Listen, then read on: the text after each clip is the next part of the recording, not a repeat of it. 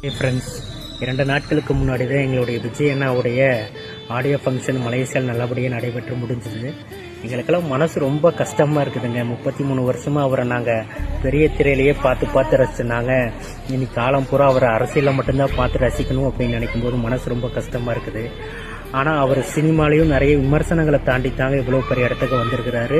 அதே மாதிரி அரசியல்லையும் இன்னைக்கு அவர் நிறைய விமர்சனங்களை சந்திச்சுட்டு தான் இருக்கிறாரு. அரசியலுக்கு வரலான்னு நினைக்கும் போதும் அவர் நிறைய விமர்சனங்களை பார்த்துருப்பாரு. உனக்கு எதுக்கு அரசியல், சினிமாவில் நடிச்சமா சம்பாரிச்சமான்னு இல்லாமல் உனக்கு எதுக்கு அரசியல்னு அவர் நிறைய பேர் கண்டிப்பாக கேட்டிருப்பாங்க.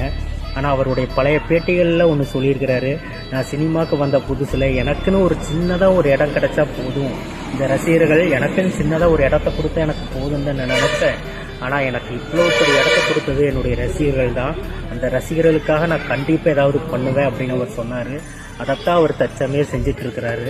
ஆனால் நாங்கள் அங்கே நீங்கள் சினிமாவில் உங்களுடைய கஷ்டமான காலத்துலேயும் கஷ்டமான சூழ்நிலையிலையும் நாங்கள் எப்படி சினிமாவில் உங்கள் கூட கடைசி வரைக்கும் நின்னமோ அதே மாதிரி அரசியல்லையும் கண்டிப்பாக உங்கள் அன்பு தம்பிகள் நாங்கள் எல்லோரும் உங்களை கைவிட்டுற மாட்டோம். கடைசி வரைக்கும் கூட நிற்போம். 2026 கண்டிப்பாக நம்ம ஜெயிப்போம். வரும் வருஷம் அனைவருக்கும் நல்ல ஒரு ஆண்டாக கண்டிப்பாக அமையுமண்ணா. கவலைப்படாதீங்க, நாங்கள் இருக்கோம். உங்களுடைய அன்பு தம்பிகள் நாங்கள் இருக்கோம். இப்படிக்கு கோபிச்செட்டிப்பாளையத்திலிருந்து உங்கள் அனில் குட்டி.